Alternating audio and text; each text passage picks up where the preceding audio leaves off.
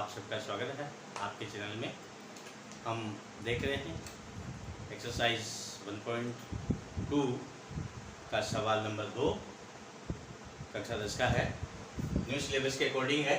प्रश्न अपना पूर्णांकों के निम्नलिखित युग्मों के एचसीएफ और एलसीएम ज्ञात कीजिए तथा इसकी जांच कीजिए कि दो संख्याओं का गुणनफल बराबर एचसीएफ या एलसीएम है।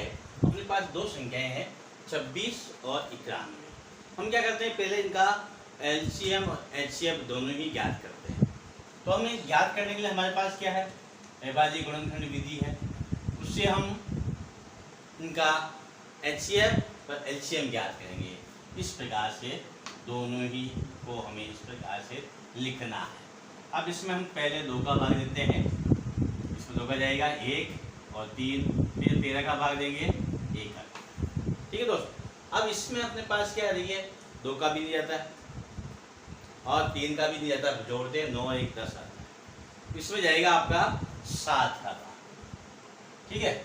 अब हम 7 एकम 7, 7 के 21 और फिर ये 13 और 1। इस प्रकार से अपने पास 26 बराबर तो हो गया 2 गुणा 13 और 91 बराबर हो गया 7 गुणा 13। अब देखिए इन दोनों में से एचसीएफ जो हम ज्ञात करते हैं, क्या ज्ञात करना है, एचसीएफ। एचसीएफ का मतलब होता है इन दोनों के अंदर उभयनिष्ठ। उभयनिष्ठ का मतलब मैं आपको बता रहा हूँ, जैसे ये 13 है, दोनों में मिल रहा है, दोनों में जो मिल जाता है वो आपका एचसीएफ हो जाएगा। 13 इसके अंदर भी है और 13 इसके अंदर भी है, तो इसका एचसीएफ कितना हो गया, 13। ठीक है दोस्तों। अब हमें चाहिए इसका एलसीएम। क्या चाहिए, एलसीएम। एलसीएम का मतलब होता है कि इसकी अधिकतम घात, कोई भी संख्या है उसकी अधिकतम घात। एचसीएफ में होता है न्यूनतम घात, यानी 13 की न्यूनतम घात 1 है। यहाँ इसकी 2 इसमें है लेकिन 2 इसमें नहीं है, इसलिए एचसीएफ में नहीं आया। यहाँ 2 है, यानी 2 की अधिकतम घात इसमें 1 है लेकिन इसमें नहीं है। अधिकतम कितनी, 2 है, 2 की घात 1 है, 2 आ गया। फिर यहाँ 7 इसमें है, इसमें नहीं, देखिए अधिकतम घात या 1 है तो यहाँ आएगा 7, फिर अपने पास आएगा 13। इस प्रकार से हम इनको गुणा कर लेते हैं तो अपने पास ये 182 आ जाएंगे। ठीक है दोस्तों। इसको 7 × 14, 14 42, 4 14 3 18, 182 आ गए। अब देखिए अपने पास इसने आगे सवाल में क्या है, एलसीएम और एचसीएफ तो हो गया, लेकिन इसने कहा है कि दो संख्याओं का गुणनफल बराबर एलसीएम बराबर एलसीएम जांच करनी कि ये सही है या नहीं है। तो हम यहाँ ये सूत्र लिखता हूँ, दो संख्या का फल बराबर एचसीएफ गुणा एलसीएम। ठीक है दोस्तों। दो संख्या कौन कौन सी है, एक तो 26 है और एक 91। ये 26 और ये 91 है, बराबर एचसीएफ कितना है अपने पास, यहाँ से देखिए आप कितना आया, 13। यहाँ से हम 13 लिखे गुणा एलसीएम आपका 182। ठीक है दोस्तों। अब हम इनको गुणा कर लेते हैं। गुणा के अपने पास यहाँ देखिए 2366, 2366, दोनों पक्ष बराबर आ गए हैं। इसका मतलब जो अपना जो किया हमने वो एकदम से सही है इस सूत्र के अनुसार। दोस्तों अपना जो इसी का दूसरा सवाल है 510 और 92। ठीक है दोस्तों। इनका हमें एलसीएम और एचसीएफ ज्ञात करना है। अविभाज्य गुणनखंड से हम ज्ञात करते हैं। पहले 510 का ज्ञात कर लेते हैं। अब इसमें इकाई पे 0 है तो अपने पास क्या है, 2 का भाग जाएगा इसके अंदर। इसमें 5 में दिया 2 बार, फिर 11 बस 1 बचा, 1 लिखे 11 हो जाएंगे, अपने पास 5 बार, और फिर अपने पास 1 बचा 10, ये 5 बार। ठीक है दोस्तों। अब अपने पास क्या है, ये 5 5 10 2 12 12 हो गया। 12 में 3 का भाग जाता है, हम यहाँ पे 3 का भाग देते हैं। ठीक है, और 25 में दिया 8 3 24, एक तीनों पंजे 15।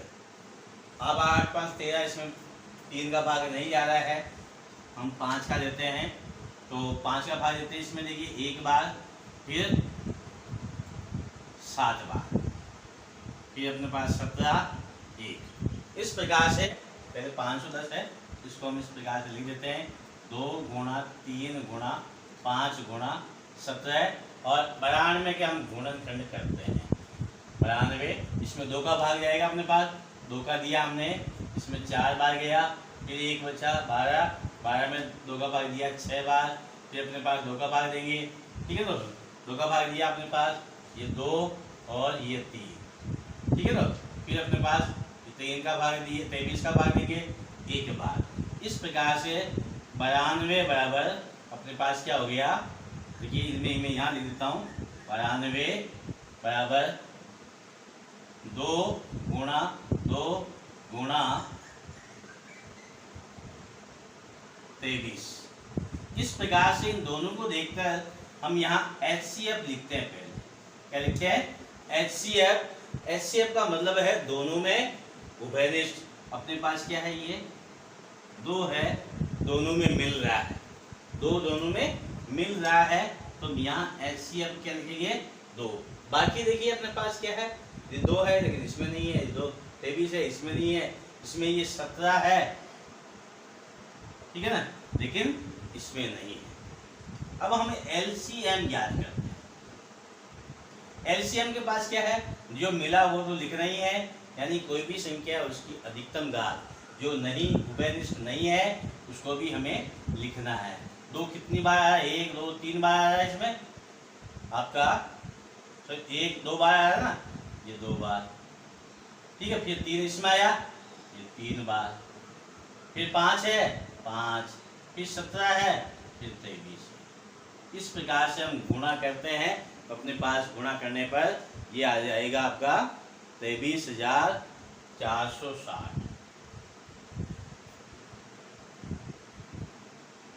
गुणा करेंगे तो 23,460 आ गया अपने पास। अब हम क्या करते हैं, इसकी जांच करते हैं। यहाँ क्या लिखते हैं, मैं जांच लिख देता हूँ। जांच कर रहे हैं, दो संख्याओं का गुणनफल यानी 510 गुणा 92। HCF आपका 2 है और LCM आपका 23,460।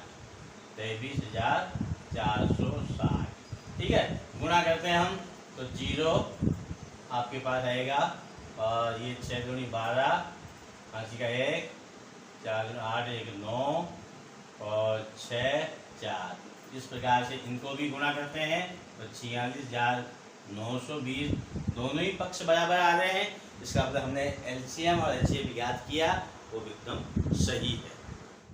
अपना जो तीसरा प्रश्न इसी का है उसको हम देख लेते हैं। अंतिम प्रश्न इसका अपने पास 336 और 54 का LCM और HCF ज्ञात करना है।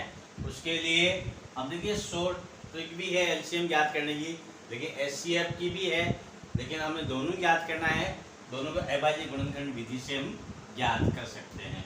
पहले 2 का भाग देंगे इसके अंदर, 1 6 8, फिर 2 का देगा 8 4, फिर 2 का देंगे हम 8 में 2 का भाग 4 बार रहता और 4 में 2 बार जाएगा, फिर 2 का देंगे, इसमें 4 में 2 बार, इसमें 1 बार। अब 21 आ गए। 21 में हमें 3 का भाग देना है, 7 बार जाएगा और 7 में 7 का भाग 1 बार है। इस प्रकार से हम भाग देते हैं। इसमें भी अपने पास क्या, इकाई पे अपने पास 4 है तो 2 का भाग जाएगा पहले, इसमें 2 बार गया और ये 7 हो गया। फिर अपने पास क्या है, 3 का भाग देते हैं 9, फिर 3 का देते हैं 3 और फिर 3 का देते हैं 1। इस प्रकार से अपने पास देखिए क्या है, 336 का जो गुणनखंड है वो आपका 1 2 3 4, 1 2 3 4, फिर आपके पास गुणा 3 गुणा 7, और 54 है उसका आपका गुणनखंड है 2 गुणा 3 गुणा 3 गुणा 1 2 3 है, ये 3। इस प्रकार से देखिए अपने पास क्या है।